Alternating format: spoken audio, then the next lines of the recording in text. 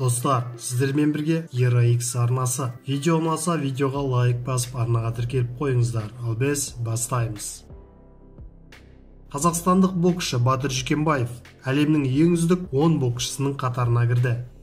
Халықаралық бокс ұйымы IBO тұжырымы бойынша бірінші жартылай орта салмақта үздік 10-ға кірген Батыр Жүкембаев дүниежүзілік бокс кеңесі WBC рейтингінің жаңартылған нұсқасындағы рейтингте де жоғарылады. Рейтингте 11-ші тұрған отандасымыз 9-ші орынға көтеріліп, әлемнің ең үздік 10 боксшысының қатарына кірді. Айта кетейік, Батыр осы күнге дейін соңғы жекпе-жегін 25 қаңтарда Монреалда өткізіп, екінші раундта мексикалық боксшы Рикардо Лараны нокаутқа жіберді. Салқыны тиді. Жәнібек Әлімханұлы Канададағы титулды жекпе-жегіне қатысты мәлімдеме жасады. Бокс кеші 28 наурызға белгіленген еді. Орта салмақта өнер көрсететін қазақстандық боксшы Жәнібек Әлімханұлы келесі жекпе-жегіне қатысты мәлімдеме жасады.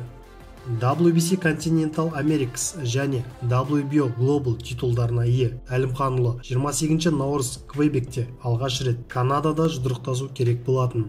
Алайда бокс кеші коронавирус пандемиясына байланысты кейінге шегерілді.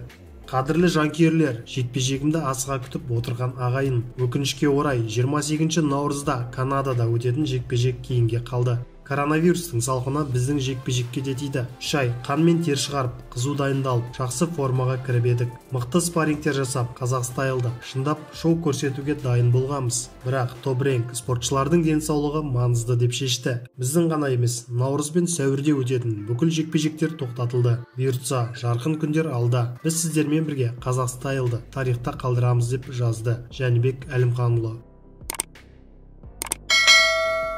Жеңіл салмақта UFC чемпионы Хабиб Нурмагомедовтың әкесі Абдулманап Нурмагомедов Хабиб пен Фергюсон жекпе-жегінің қайда өту мүмкін екенін айтты. Бұған дейін хабарлағанымыздай, Хабиб Нурмагомедов пен Тони Фергюсон арасындағы UFC 249 турнирі 18 сәуір күні Бруклинде өтуі керек еді. Алайда коронавирус індетінің өршуіне байланысты басқа жерде өтетін болды. Абдулманап Нурмагомедовтың айтуынша, жекпе-жек Дубайда немесе Абу-Дабиде өтуі мүмкін. Дубайда өтуі әбден мүмкін. Біріншіден, онда аурумен күресу жеңіл, себебі ол жақта ыстық. Сондықтан меніңше әмірліктер UFC жекпе-жегі үшін тез әрі жеңіл төлей алады. Абу-Дабиде де болуы мүмкін. Бәрін Дана Уайт шешеді. Нақты айта алмаймын, бірақ сонда өту ықтималдығы жоғары деп келтіреді Абдулманап Нурмагомедов. Айта кетейік, бұған дейін қос файтер арасындағы жекпе-жек 4 рет өтпей қалған болатын. Қазақстандық аралас жекпе-жек майталманы Асу Алмабаев M1 Global тұжырымының толыққанды чемпионы атанды. ТМД елдерінде беделді саналатын M1 Global ұйымының уақытша чемпионы болған Асу тұжырымның толыққанды чемпионы атанды. Александр Даскальчуктың UFC тұжырымымен келісімшартқа отыруына байланысты отандасымыз M1 Global тұжырымының толыққанды чемпионы атанды. Қос спортшы сәуір айында толыққанды чемпиондық атақ пен белбеуді сарапқа салу керек болған.